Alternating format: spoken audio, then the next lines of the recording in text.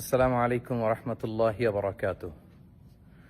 Saudi আরবের মাদায়েন সালেহ বা আল হিজির এলাকা থেকে আপনাদের সবাইকে স্বাগতম জানাচ্ছি। আমরা প্রায় আজকে মদিনা থেকে 350 কিলোমিটার পথ পাড়ি দিয়ে মাদায়েন সালেহতে এসে পৌঁছেছি। এখানে মূলত সামুদ জাতিগোষ্ঠীর বসবাস ছিল, যাদের হেদায়েতের জন্য আল্লাহ তাআলা সালেহ আলাইহিস সালামকে নবী করে প্রেরণ করেছিলেন। এবং সামুদ জাতির বৈশিষ্ট্য ছিল তারা পাথর বেষ্টিত এলাকায় তাদের জনপদ ছিল এবং পাথরকে খোদাই করে, পাথরের মধ্যে শিল্পকর্ম করে, খোদাই করে, ডিজাইন করে তারা পাথরের ভেতরে তাদের বসবাস স্থাপন করেছিল।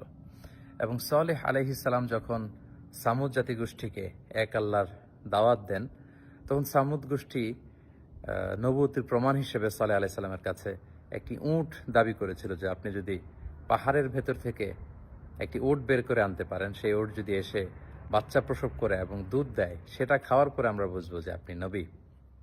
এবং তিনি দোয়া করলেন সাল্লাল্লাহু আলাইহি ওয়াসাল্লাম আল্লাহর কাছে। আল্লাহ তাআলা পাহাড় থেকে একটি 10 মাসের গর্ভধারণী উটকে তিনি বের করে আনলেন। কিন্তু সাল্লাল্লাহু আলাইহি ওয়াসাল্লামের উম্মত সামুদ জাতি এটা দেখেও তারা বিশ্বাস করলো না এবং উটটিকে হত্যা করলো কিছুদিন পরে। এবং তাদের এই ধৃষ্টতার জবাব হিসেবে, শাস্তি হিসেবে আল্লাহ তাআলা জিবরিল আলাইহিস সালামকে পাঠালেন। উনি এসে একটা সাইহা বা সাউন্ড ওয়েভ, বিশাল একটি শব্দ তরঙ্গের মধ্য দিয়ে এমন বিকট আওয়াজ করলেন, ফলে সামুদ জাতি সমূলে নির্মূল হয়ে গেল, তাদের কানের পর্দা ফেটে সব লাশ হয়ে পড়ে রইল। এবং সালেহ আলাইহিস সালাম পরবর্তীতে মুমিনদেরকে নিয়ে মক্কাতুল মুকাররমাতে চলে গেলেন। প্রিয় সুধী, এই হিজির এলাকাতে যদি আপনারা আসেন, বা যেটাকে মাদায়েনে সালেহ বলা হয়, এখানে বিশাল বিশাল পাহাড় দেখা যাবে। কি